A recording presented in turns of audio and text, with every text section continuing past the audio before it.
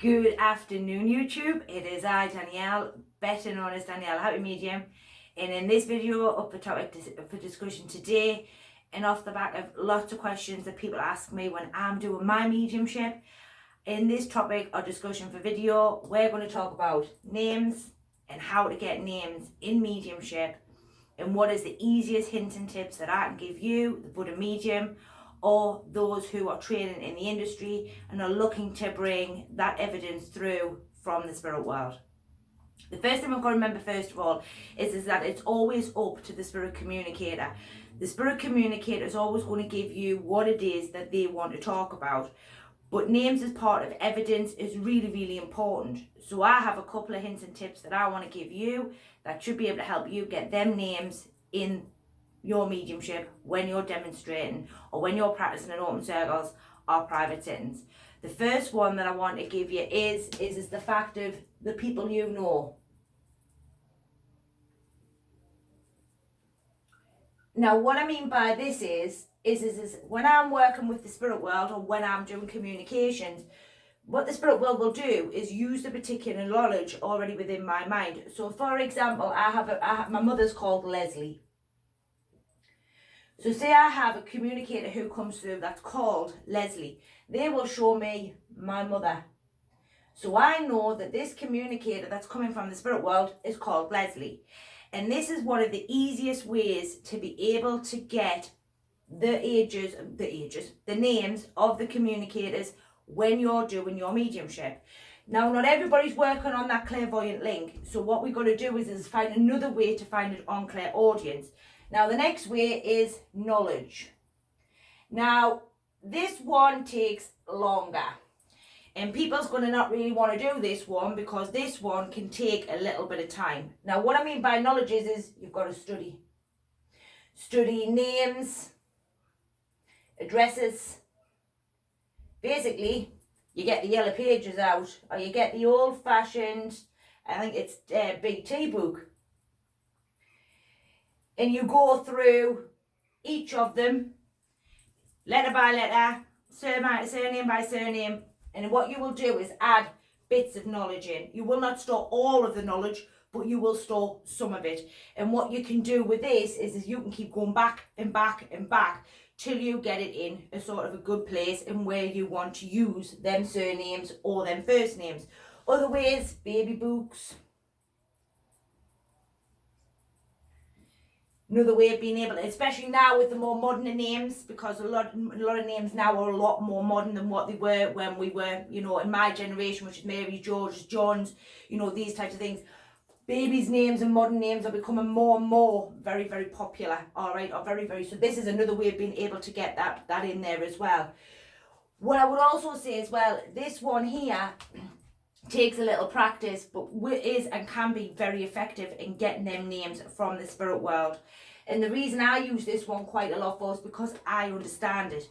I've done bits and pieces of this one as well, but I wouldn't, for me personally, I find this one harder. Basically because I'm not I call this the logical route, which for me personally, I find a little tough. I find this one easier for me to do. It's just, for me personally, in my mind and where my mind wants to be, this one works really well. Then we also have the one of spelling the names. So, for example, we have the communicator with us, but the communicator is spelling the name. So say Sarah. So they'll spell the S, then the A, then the R, then the A, and then the H, and which will give you the name of Sarah. Now, this depends again on whether or not you're quite good at spelling. You might just get the sh bit, or you might get the t bit. So you have to sort of, then you might get this sh bit, but then you might have to add the extra bits in, or you might have to get them to spell it for you. There's nothing wrong with spelling names, nothing at all, as long as you can get the full name or you can get the full surname. What we also have to understand here as well with this one is that when we're doing any one of these, it's all going to take practice. None of this is going to happen overnight. This is something that's going to take a lot of time, especially if you're not completely working on that clairaudience link. Clairaudience's ability to hear the spirit world. We can see them wrote, which is clairvoyancy. So either one is preferable here, but these will take time to slot in. What I will say to you is when we're getting names, it is important that we know who the name is, we know who that name belongs to. So when we get, for example, say we go with Sarah here, is Sarah mother, sister, nana, you know, whatever it may be. It's important that we're not just throwing out sporadic names here. Names need to be either of the communicator or within the family. A little hint and tip that I can give you here is that when you're working any particular communicator and you feel that name, or when you hear that name or you see that name, I want you to feel where it sits. When I hear Sarah, it feels quite close to me, so I hear it quite close within my left ear. But if Sarah belongs to, say, an auntie, I feel it sort of a little bit further away, so it's a little more distant, or it feels a little more distant. So I'm working on maybe a grandma or a sister link or an auntie link. Then if it feels even more distant, I want to be on my friend link. And that's how I differentiate where Sarah belongs. Because when we're doing names, any kind of names, it's important that we understand where these names belong and who they belong to. Chucking random names out and things, you know, we all have a John in the family, or know of a John.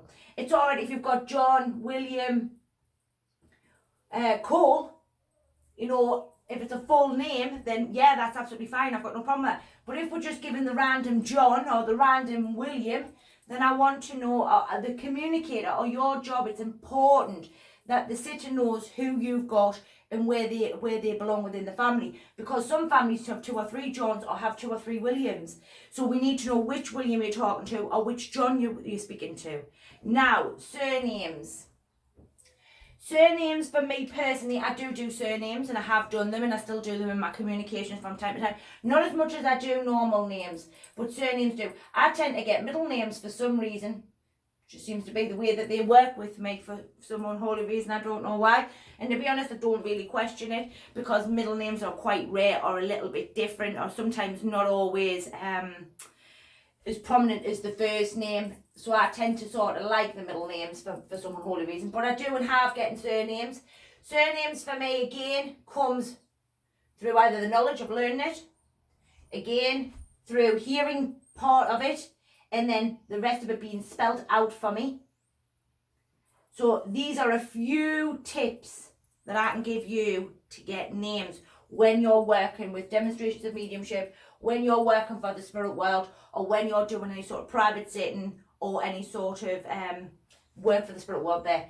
I hope you understand all of this. It's one of the 3 easiest ways. These ones here are the easiest. This one here especially is the easiest, because the knowledge is already within inside your mind, and all the spirit world do is just use that knowledge. Or they'll bring somebody quite familiar to you that you know, or you're a friend of yours or whatever, which will then give you the name, which is normally the one that I like to stick with. And then this one from time to time. And it's the same with the second names. So when I do the second names, I'll probably get so much of it, and then the rest of it is spelt for me. And that's how it works for me. It's quite simple. But making sure that we know exactly who these names belong to is really, really important. I hope this demonstration has helped you a little bit more. I've had great feedback from all you lovely lot out there who's been watching it, so I'm very grateful to you all. I really do want you to understand that this is important, and this is one of probably the easiest ways to get names from the spirit world. The best way to do is ask for them. Even if the communicator isn't talking, like, so say for example we had Mum with us who was Sarah, so we're still using this name here, but they aren't giving you that name. What you can do is as you're doing your communications, quickly nip back in when your man say, can I have a name please? She may give you her name, but then again she may also give you another name within the family. Making sure this is going to be, I'm going to be doing another video on this one next week, so watch out for this video about questioning, and when we're questioning the communicators in the spirit world, it's really important in how we communicate them as to how you will get that evidence if you're not doing the storytelling mediumship. But be always mindful that you can do that. You can nip back in and ask for a name as you're doing your demonstration. Another one I want to say, and this is a really helpful tip for you out there. So say for example you are doing a demonstration of mediumship, or you're doing a private set, and you get the name of Sarah. What I tend to do is I'll send it back. I'll go, I don't want that. If it's meant to be or it's placed, then it'll come back. And 9 times out of 10, this wipes out the imagination as well. So when you sometimes think you're imagining names or you think you're making them up. So this is a little bit of a hint and tip. It's a little bit of one of my goodie bags, this one. I send the name back. I won't give the name first time I hear it. What I'll do is I'll send it back and go, if that's meant to be, it'll come back. And if it comes back, give it. Because 9 times out of 10, it's coming from the spirit world and it's going to be relevant somewhere. But make sure you know where it's relevant, all right? But that's one of my hints and tips. And that's the same with surnames as well. So that is one of the things I would definitely give you is there to help you with your mediumship. Because sometimes we can think we're making them up. So if we let it go, I don't want that yet, bring it back to me. If it's relevant, then it'll come back to you. You'll be saying that as you're still speaking. And then if it comes back, then give it off. So I would say wait for the name to come in twice, even 3 times if you want to make sure, and then give the name. All right. I hope this has been beneficial to you all. Please do like this video. It certainly helps the videos move around in YouTube. Thank you very much for all those who've been commenting. Thank you to all those who've been subscribing. I'm back next week for a live, so hopefully you'll come and join us there as well. But I'm over on Facebook this evening doing a live also with connections to the Clare range. So maybe you want to pop on over and join us over there. But for now, this has been How to Get Names Easy. And I've been Danielle, better known as Danielle Happy Medium.